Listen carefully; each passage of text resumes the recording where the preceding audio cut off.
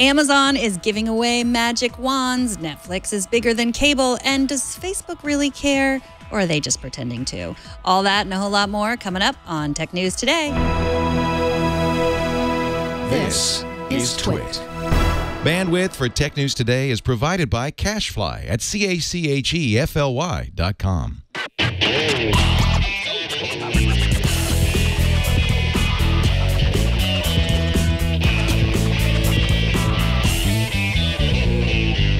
This is Tech News Today, episode 1790, recorded Thursday, June 15th, 2017.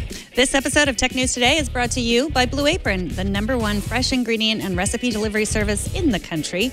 See what's on the menu this week and get 3 meals free with your first purchase and free shipping by going to blueapron.com/TNT. Welcome to Tech News Today. Welcome to our Tech News Lair. I'm Megan Maroney. I'm Jason Owl. How's it going? That's all I could muster, apparently. I know, I got distracted. Very low energy today. I'm sorry. Yeah, and you even have had a mocha. I know. Well, yes, it was an emergency mocha. Although I was a little weirded out when Anthony came in. He's like, "Do you guys want coffee?" I said, and I decided to have a mocha. I said mocha. It was almost as if Anthony didn't know what a mocha was, and I didn't know that that was possible. Well, I think there were a lot of us, myself included, and Josh, who threw some really complicated things at him. And Josh wanted like a mint mocha, something. So I think it was just so simple. He was stunned. Yeah. Okay. Well, I'll take that. Yeah. Anyways, it's a delicious mocha. I don't get mocha very often, but I'm happy I did today. Amazon really wants you to use Alexa, oops, sorry about that, to buy things from them. And to prove that, they just unveiled an updated Amazon Dash wand. It's exclusive to Prime members. It's a $20 magnetic, wand that you can stick to your fridge. That gives quick access to firing off voice commands to Amazon's voice assistant for things like ordering groceries from Amazon Fresh. You can find recipes, set timers, control your smart home, all that stuff. Amazon wants so badly to get this sucker in everyone's home that they are offering $20 in credit on the next purchase if you happen to buy one. So that means that if you're a Prime member and you buy one and then you get that $20 credit on other things, it's basically free. It is basically free, except for the fact that it has no screen. So whenever you order anything, you have no idea what the price you're paying for something is. Yeah, whatever. And you don't need a screen. You have no way to compare. It probably will tell you what the price is, but it won't let you compare. And if you were buying something you already bought, then you scan the barcode. It's a brilliant idea. Don't get me wrong. And you know how I enjoy talking to my devices. I already have an Amazon Echo in the kitchen, so I do not think that I would buy this. It is water resistant though, so that's exciting. Splash proof. Splash proof, yeah. So got a little barcode scanner on it. So you're like, I need more of this cheese. Bleep. I mean, it doesn't put the order through right away. Like it's probably the same with your Echo, right? Like you add it to a list and then you go onto your phone. Can you set it up so that it does fire it off right away? Yeah, you can order. You don't have to go to your phone to order. I mean, you can add things. You can set it so that it does that, though. Yeah, probably. No. Maybe you have to say a password. I'm guessing you have to say a password. For sure. Or you could probably set it to not say a password, but I do. Yeah, I mean, in the promo, they show that, like, she adds some things, and then she goes to her phone, and she looks at it, of course, with a big smile. These are promo videos. And then she goes, okay. And then it all appears. Yeah, so I guess if you went to your phone, you'd have a screen then, and you'd be able to compare prices. You can monitor it at that point. But it's a very low barrier way to get Amazon's voice assistant in more homes if people aren't getting the Echo. Here's one way to do it that's basically free. So it's brilliant from that perspective and a great way to boost Amazon's numbers in the war of these home assistants and everything. This is a very low barrier to entry. Burke says, those people don't look like they care about bargains or money in general. And you're talking about the promo video that they show. Or are you talking about us? Yeah, were you pointing at us when you said that? One thing I noticed from watching that video is that it's a couple, right? They don't say through the entire video, they don't say a single word to each other. Oh, it's like they don't even acknowledge that each other exists. They're all talking to the thing instead. Like, I don't know if I like that future. Oh. But there you go. Well, I'm imagining a future where we're like sitting on our rocking chairs on the front porch and saying like, remember when we used to buy things from places other than Amazon?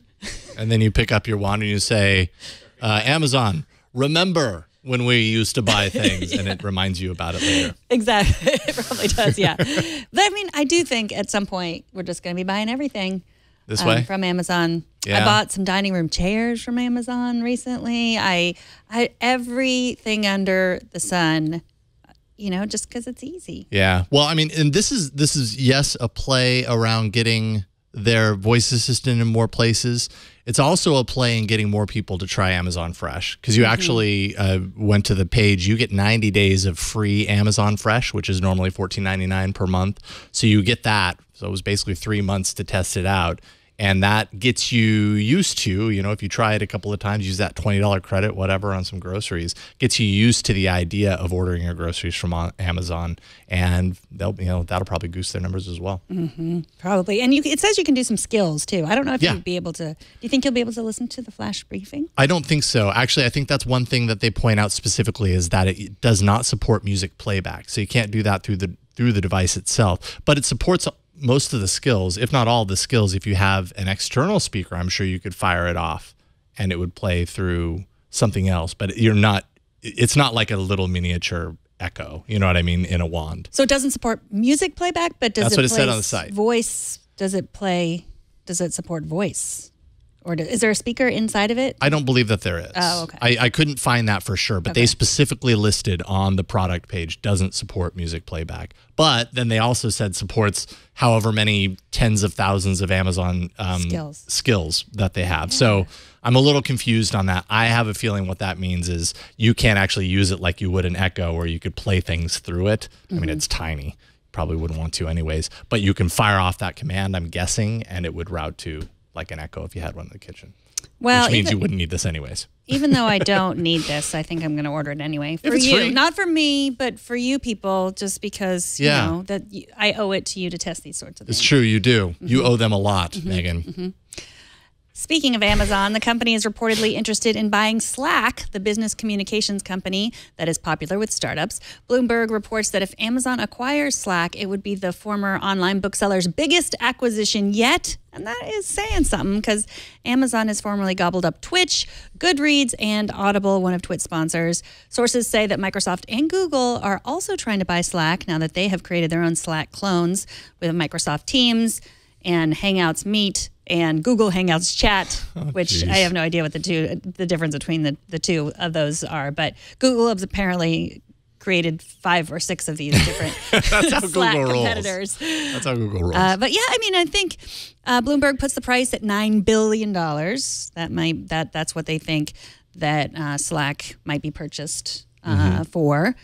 And Amazon has a service called Amazon Chime, which it feels like something we should have talked about, but I have no memory of this. It's a paid service that lets people do video chat.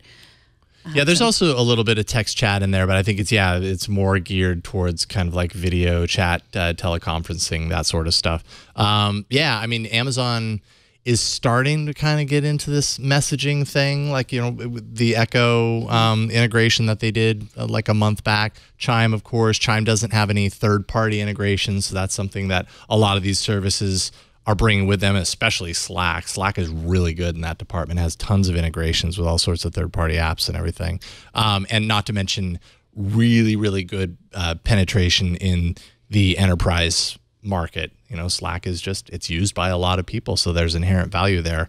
I guess Amazon, I mean, maybe they figure out, you know, how to kind of tie that service into their cloud service and make it more of an enterprise suite, you know, that includes something like this. I could see value there.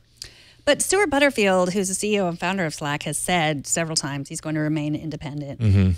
So I don't know. There seems to be, I wonder if this is just sort of a leak to make people think that Amazon, now to like take Amazon seriously as part of, you know, well, we can do chat too. We can be like Google. We can be like Microsoft. We can buy Slack, even though Stuart Butterfield might never intend to sell to them. But or to increase value of Slack. If Slack ever wants to do an IPO, this is really great news for the value of the company. You know what I mean? But who knows when that would actually happen. I could see Microsoft actually, like, Microsoft almost makes more sense for me as far as like to buy Slack than Amazon, just because, I mean, Microsoft they're trying to go this Skype route with doing this, and it feels like a shoehorn solution.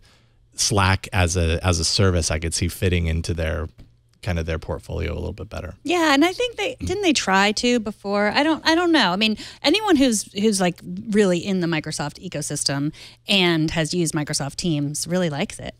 So we'll see. And I mean, even people even curmudgeons like Paul Thurrott, he even likes the new Skype where you can like draw and do squiggles and do all kinds of slacky things. That was a compliment. Curmudgeon is a compliment. Sorry, Paul. I think curmudgeon is a good thing. We're all curmudgeons here. You just looked at me like don't make Paul mad. I just think curmudgeon's a funny name. Netflix has been on a roll for quite some time, but it seems it may have hit a very important milestone. According to a survey by Leichtman Research, the service has upwards of around 50.85 million subscribers. That's compared to just 48.61 million customers of the biggest cable operators in the U.S. So for the first time, it's past cable. Also, you could compare it to satellite TV, which has around 38 million subs. The gap is even more apparent there. Netflix just doing some awesome, crazy things. Although, probably important to note, Netflix isn't necessarily replacing cable and satellite. They're definitely different types of services. So as Netflix numbers are going up, it doesn't mean that it's like eating away those subscriber numbers from the other platforms. Maybe at some point, but I could almost see that happening with, kind of the newer ones like Sling TV, DirecTV Now, the ones that are full on internet, replace your cable, with online solutions. Those are very minimal right now. They're at like right around 1.7 million, but that's going to continue to grow. That's, I think, the way of the future. Yeah, Netflix really pioneered the originals, the series or movies that you can't get anywhere else. Yeah, and kind of the HBO model. Yeah, but you could always get, eventually you could get HBO shows elsewhere. Like sometimes you could get them you could buy them on iTunes. That's true. I used to rent them from the library. But there were other ways to get the HBO shows. If you were willing to wait, you could get them in different places. But with original, I mean, you can't get House of Cards. I don't think you can get it anywhere besides Netflix. Yeah, that's a good point. I wonder if at some point they open it up like that. I mean, many years ahead. Many years. You'd probably have to wait many years, I think. Burke knows. Burke knows. Well, yeah, so you probably can, actually. I haven't looked it up, but Blu-ray, you have it? You have Blu-ray of what? Netflix, of House Cards? Oh, okay. Huh. So you can buy them a la carte. Interesting. Via Blu-ray. Yeah, that's what we used to do with Sopranos back in the HBO. Yeah, we used to get them on DVD. Right. Yeah, after the fact. So, but now other places are doing this. Hulu has their own originals. Yep. And what is happening now with Netflix, they used to never really cancel shows. Networks, you always think about, if you don't get the ratings, you're going to get canceled. But Netflix doesn't have any ratings. They don't say what certain shows, how they compare to other shows. They never reveal any of that information. They say part of it is they don't want their shows competing with one another. They don't want that. But now they've started to cancel shows. Like they canceled Sense8 and Bloodline. And the Get Down. The Get Down, which they said was one of their from what I remember anyways, one of their most expensive shows to produce. And I mean, probably the viewership numbers on the other side at a certain point, it doesn't make sense to put all of your money into a show, whether you're releasing that information to the public or not, if people aren't watching it. And apparently they weren't with that show, although I thought that show was pretty good.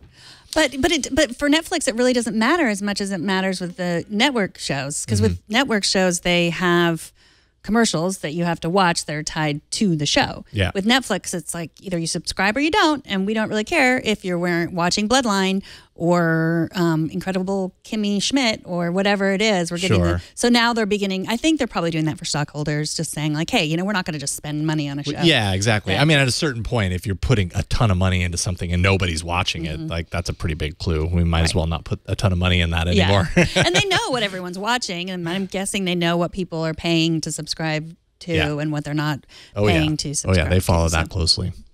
If you own shares in Snap Inc., it might be time to take off those rose-colored spectacles. Reuters reports that for the first time since its IPO, the stock has dipped to $17 a share. That is the sweet spot where it debuted on the New York Stock Exchange back in March. Snap has been tumbling ever since that high of $25 a share right after it went public. So good news, if you bought Snap stock, you have pretty much broken even at this point. So, good for you. And you're getting out because you're like, I don't want to lose any more money. Yeah. So, but if you are, if you work for Snap, you can't, or if you're a stockholder, you can't sell for 150 days. So you guys got to stay in. Right. So, yeah, it's their user growth is slowing. They're trying to convince people that they have better users somehow, because they've done all these studies like saying like Snap users are more likely to communicate with their close friends. Right. So that somehow makes them, better users. I don't know, maybe because they will continue to communicate with those people. Who knows? Right. How sticky is the platform? How much are you going to get people to come in and stay? Yeah, I mean, a lowering stock price, it's not like this is unprecedented because, I mean, as we've talked about before, Facebook, when it first did its IPO, it ended up dropping pretty significantly. Now it's more than 300% above what its IPO was. Obviously, Facebook is like the biggest success story that you could have to compare it against. So maybe that's not fair, but when the stock price is dropping like this, it actually has effects beyond just investors. It also affects incoming talent because a lot of the talent, you want to be able to attract the best talent for your service. And a lot of times built into that are incentives around stock prices. And if that's falling, it's harder to get the best talent. So it kind of ends up, it's a snake eating its own tail, I guess. So they got to turn that around. And I'm guessing they probably will. Twitter spent some time looking inward to see what it could do to improve the service during a time of upheaval and importance. And today, Twitter showed off the fruits of its labor, a redesigned UI on the web, mobile, TweetDeck, and Twitter Lite, of course. No edit functionality isn't baked in there for those of you who want that and keep asking for it, but you will find an improved side tab for showing personal profile information. There's rounded avatar images because everybody's doing rounded these days. Redesigned action buttons for those who like icons that are outlined and hollow, and white space. Lots of white space. It's lots of white space. But they rethought some of the icons, which I think was probably a good thing. I don't know if you ever noticed, like the reply, for example, you just got used to the fact that it was like a backward arrow, but a lot of people would interpret that as being like, is that undo or is that a delete or whatever? We just got used to it. Now it's a comment bubble. I don't know if this was the best thing that Twitter could have done, but I don't know. Hey, change is good, right? I guess. Well, some people think change is horrible. Yes, I know. Some people on Twitter think that. Sometimes I have to fight my knee-jerk reaction to feel that way and open myself up. The one thing I really want is for Twitter to change the UI so that I am not tempted to go and look at all the responses to Donald Trump's tweets. Oh, well, then just don't look at Twitter because, I mean, that's the... No, there's a lot. I mean, I have to go. I don't follow Donald Trump, so I actually have to go and look, or someone has to retweet it, and then I have to go and then follow. It's like a weird kind of addiction. I've talked about it before. I need help. I need help. I just sometimes step away from Twitter. That's the help. Sometimes he responds to those crazy people. It's amazing. It happens. I know I'm not going to bait you into a political argument as much as I try. Not going to get in there. I will tell you about how on iOS they've replaced the in-app browser with Safari view controller. So basically, if you click a link and then it opens up the in-app browser or whatever, now that's going to be tied in Safari. So that brings other cool Safari things with it, like autofill, content blocking, reader view for like a low bandwidth kind of minimal distraction view if the page supports it. So that's what I'll talk about. Okay. So maybe the low bandwidth won't pull in all those tweets. Yeah, exactly. Anyone who goes on the internet to look at a train wreck understands what I'm talking about in this addiction. So it's not political. It's just, I don't have anything else more interesting to say about Twitter redesign. There really wasn't very much, to be honest, about a Twitter redesign. I think when I saw that there were changes to Twitter, I was like, oh, maybe they're going to do some of these things that, that lots of people have been asking for. And it was just minor UI change. So there you go. Well, but it's an app I use every day, so it's worth. Right, and they changed it on the web too. But you don't use all the across. regular web client. Do you? Sometimes I do. Yeah. I use TweetDeck. I use the web client. It just depends on what I'm at. But I think a big part of this is just the idea of unification. All of their different apps and formats of the service are now pretty tied closely design wise to each other. So. There's that. One thing I did notice is on the web client, like when you open a tweet and then you have to, if you want to close it, like The X to close it is like way up in the corner of the screen now, as opposed to like it takes up the whole screen sort of, and the X is up there. Oh. I don't know why that is. I probably there's a keyboard shortcut I could learn to just get rid of it. Yeah. But quick reminder, you can comment on any of the things that we discuss, especially important Twitter UI updates, by emailing tnt@twit.tv. And of course, subscribe to Tech News Today by going to our show page at twit.tv/TNT. After the break, Facebook is asking the hard questions. Well, actually, they're asking the easy questions, which is, why don't you tell us what the hard questions are? Right. We'll explain after the break. But first, let's take a minute to thank Blue Apron, the sponsor of this episode. I'm hungry. If you're hungry, you are going to be really excited to hear about Blue Apron. Fresh, high-quality ingredients make a real difference, so it is very important to know where your food comes from. Blue Apron sets the highest quality standards for their community of over 150 local farms, fisheries, and ranchers across the United States. For less than $10 per person per meal, Blue Apron delivers seasonal recipes along with pre-portioned ingredients to make delicious home-cooked meals in 40 minutes, or sometimes even less.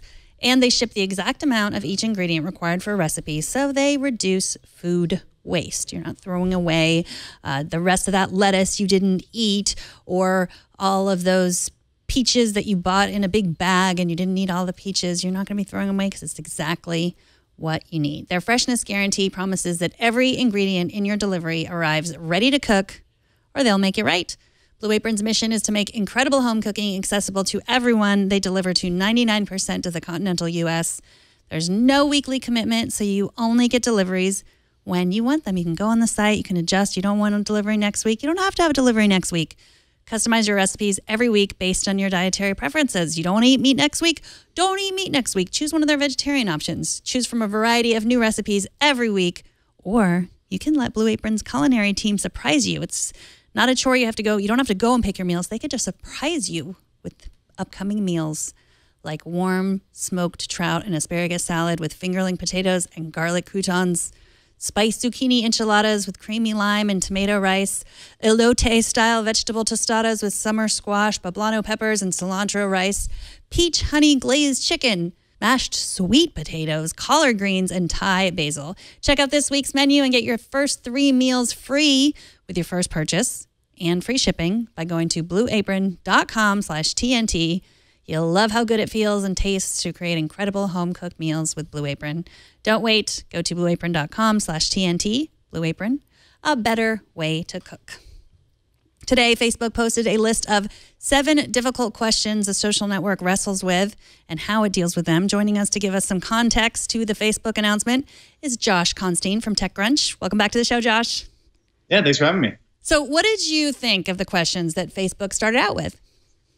Yeah, I think they really do address some of the biggest issues facing the company, though the question is really whether these questions are being designed just to let people know that Facebook is thinking about them and kind of absolve it from some guilt, or give it a reason why it's moving so slowly, or whether it's really trying to solicit real feedback from users to help it solve these problems.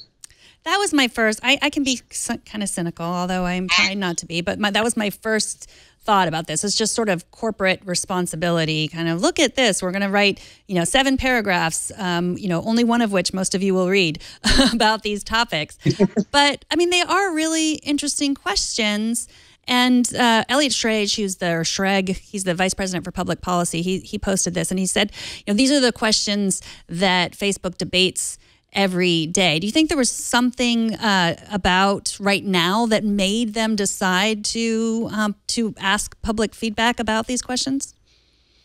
I think ever since the U.S. election, it's definitely been grappling with these issues, and they've gone from being sort of like philosophical questions it asks itself when its engineers and product managers are sitting on the couch to something that they're getting asked about every day, all the time. And so I think it's become a lot more important that they actually put out some information about them. For me, I think that they really do want to solve these because they know that right now they're actually approaching 2 billion users at this point. And I think when they hit that, it's going to add a little bit more scrutiny about what is the responsibility of running a social network of this size and going from being a cool startup or a fun website to being a core ubiquitous utility that's part of the communications infrastructure for the entire planet. Yeah, you mentioned almost 2 billion users. It's right around, I think, 1.8 billion users, very close, closing in on 2 billion users at this point. And then your Facebook, you open up all of these incredibly important questions for your 1.8 billion users to answer. How on earth does a company like Facebook even manage to tackle like even a small percentage of all of that feedback? I just don't know how actionable this is when there's that much noise.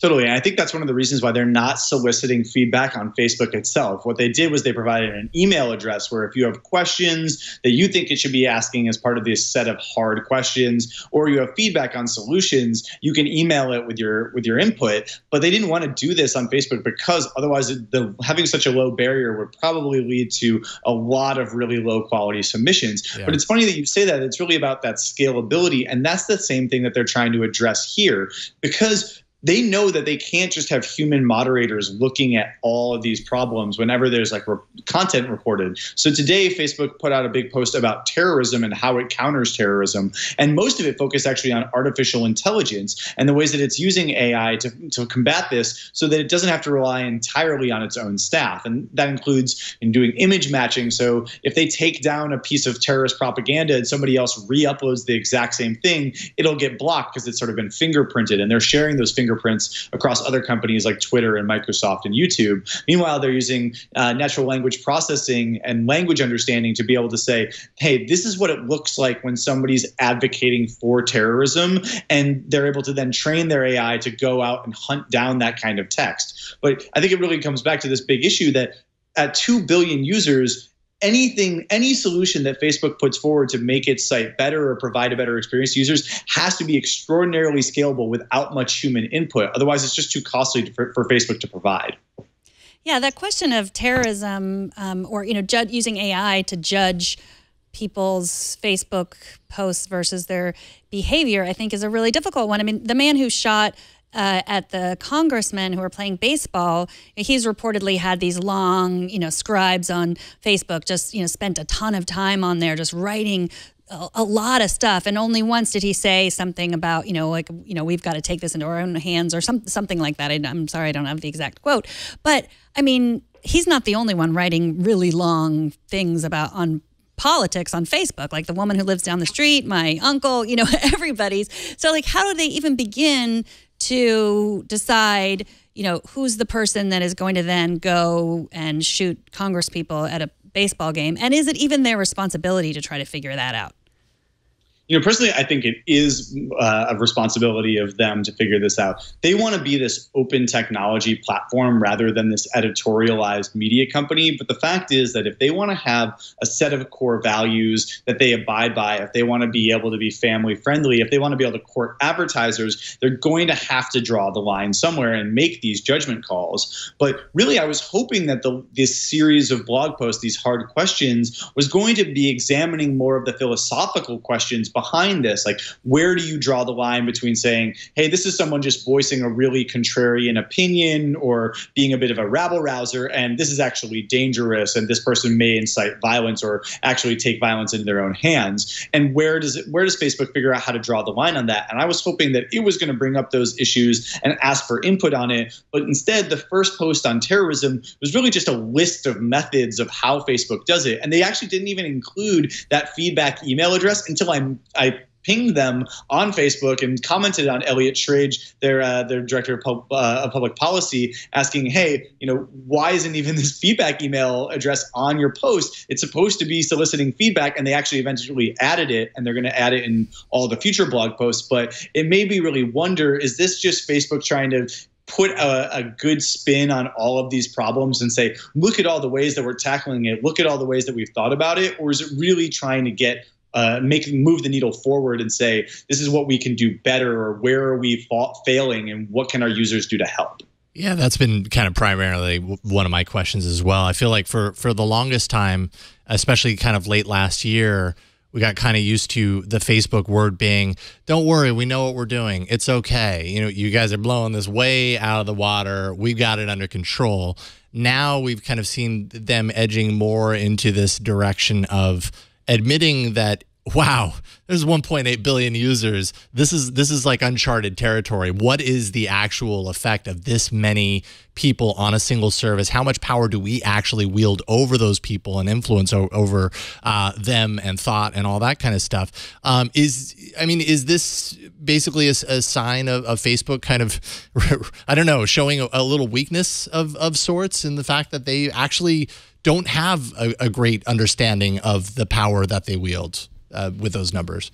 I wouldn't say this is a weakness, and rather it's just it's sharing that it's vulnerable. It realizes that it's not infallible, that it can't do everything right, and that there are big questions that people are asking in their heads, and that, you know, if those questions are allowed to stay in the dark, they're going to fester, and people are going to come up with their own conspiracy theories about, oh, why haven't we seen anything that Facebook's doing about this, when Facebook might be doing plenty behind the scenes, but if it doesn't talk about that and make it well known, people may just assume the worst. Yeah. But really, I think it's okay that it's showing its vulnerability. And that's one of Facebook's biggest opportunities here. Is so many tech companies, they're really, you know, they're living quarter to quarter trying to survive. They're trying to show that they're going to make it, and they're trying to put up that invincible front. Facebook is doing so well. They're making $4 billion in profit a quarter. They're just killing it. And because of that, I think they're allowed to have a little bit of leeway to say, maybe we're not doing everything right, but we're going to really try hard to fix it. And I think that that's an advantage and something that other tech companies could learn from. Because what happens is, if you pretend like you don't have problems, you end up like Uber, where suddenly it all blows up in your face. Yeah, good point. I'm really interested in how they're going to answer these other questions. One of the other one was, how can we use data for everyone's benefit without undermining people's trust? I mean, how do you think they're going to, any ideas about how they might answer a question like that? You know, I think almost all the answers, or almost all the questions, the answer is transparency. They just want to know, people know that Facebook's using their data. They know that the users are kind of the product and the advertisers are the users, because it's the users' data that's getting sold to those advertisers, essentially. But I think what Facebook wants to do is put as much of it out in the open. And, you know, now they have these ad preferences in the settings panel of Facebook, which really shows you a lot about what Facebook knows about you, what kind of buckets you're in terms of advertisements you receive, and you have some control over blocking some of those advertisements. So I think Facebook knows that the more it can talk about this stuff and make people aware that it realizes it's not perfect, that the more they're going to accept its transgressions. But yeah, I think the question is, you know, how does Facebook use people's data without undermining their trust? You know, that's going to be a really difficult question, because so much of Facebook's business is reliant on that kind of data. So I think what Facebook isn't necessarily saying, like, we're going to make a ton of really big changes that are going to affect our core business, as much as saying we're cognizant of these problems. But hopefully, you know, a lot of people do really have this crazily negative view that just because Facebook has gotten so big that it's necessarily malevolent.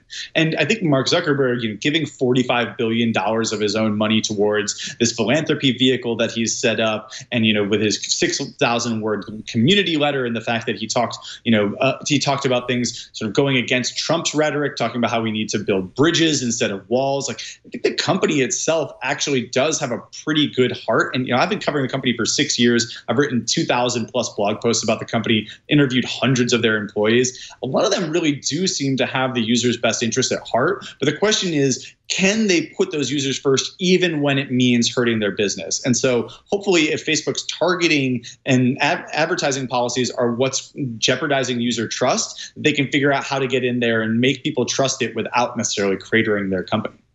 I agree. And I do think they are getting better at this. I mean, it used to be so difficult to find the privacy settings and know when your post was public or private. But I continually, I mean, all my posts are just public. That's just what I do. I've given up. And I continually get little, you know, that little cartoon that says, did you know you can change your settings and everything doesn't have to be public?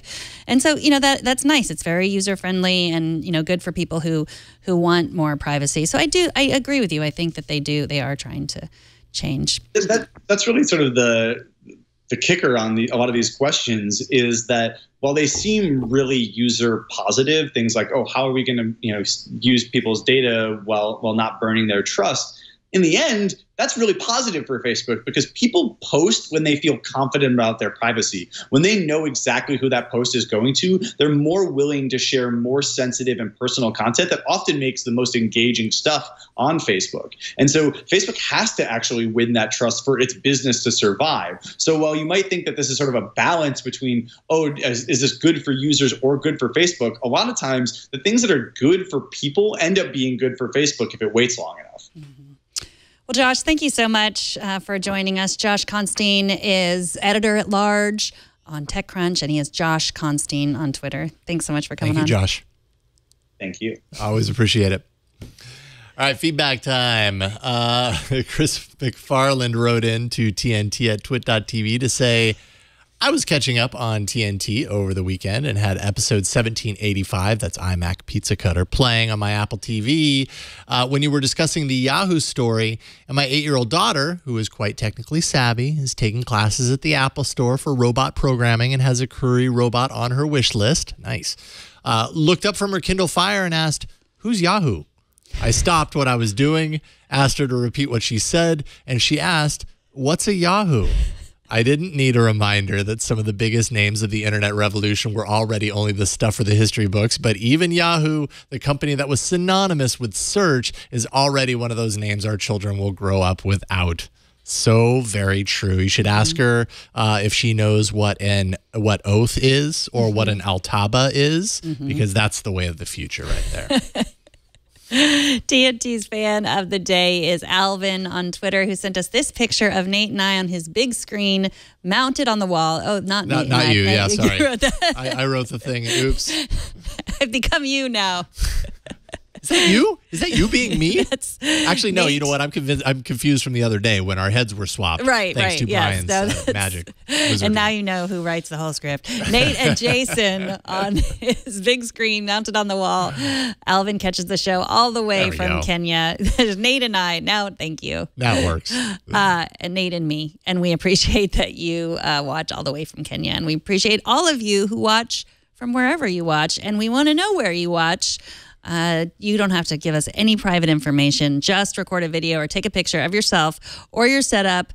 Just make sure you're next to your license plate or your driver's license. Yeah, or holding up your social security card. Maybe a Amazon label so we can scan that barcode. No. We just want to see where you're from. We just want to see you and where you watch. Really you. You can tell us where you're from. You can tell us anything. You can make it up if you want. Just post it on Instagram, Google+, Twitter, or Facebook. Use the hashtag HowIWatchTNT, and we're going to find it. We should take a moment and wish the GIF, whatever you want to call it, a happy birthday. It's 30 years old now, and boy, has it come a long way. It was born way back in 1987 to proud parents, CompuServe, given the full name graphics interchange format. Grew up quickly as a child when it was adopted along with the rise of the internet as one of the web's most commonly used image formats, becoming famous so quickly and at such a young age. GIF was known to litter the internet with ugly animations, bright flashing colors, and harshly dithered gradients. In its late teens, GIF was often seen hanging out at MySpace, which is a site that celebrated its sense of style, but then it dropped off the grid. We all thought we'd seen the last of GIF, but who could have guessed? GIF got through its awkward phase, survived its party years, and recently reemerged, bringing new life to Facebook and Twitter comment streams the world over, showing just how mature it's become. Now GIF is a veritable celebrity on the internet. Turning 30 means it's probably getting ready to, meet the graphics format of its dreams, maybe settle down, create a few compressed low-resolution image formats of its own. We love you, GIF, or GIF, whatever your name is. I've decided that even though it's GIF, according to the inventor, which is why I've mostly said GIF, I'm going to try saying GIF for a while. It's fun to say both. It's fun to say both, but I'm going to stick with GIF for a while because I feel like I get more angry email when I say GIF. Oh, really?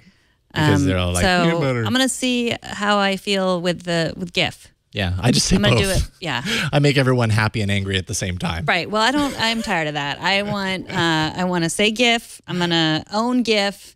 Burke's saying Oh, I didn't know this. GIF has been dating Tiga, right? TGA? Tiga? Targa? No, it's Targa. That's right. It is Targa. Sorry, Targa. I didn't mean to mispronounce your name. GIF is dating OLED and GIF is dating OLED. Oh. Too. Oh, wow.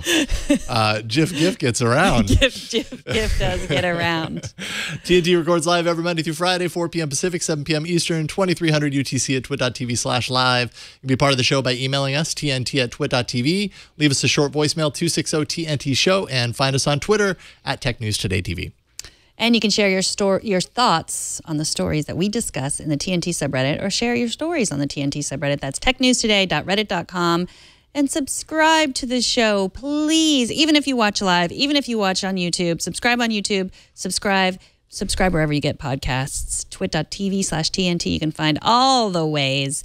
And if you want to complain about how I say GIF, you can tweet at me. I'm at Megan Maroney. You can. And me too, sure, why not? At Jason Howell on Twitter.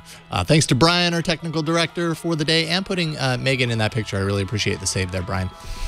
Thanks to Burke for helping out here in the studio, as always. Thanks to Kevin for editing the show. And thanks to Chuck Norris, who approves this message. We'll see y'all tomorrow on Tech News Today. Bye, everyone.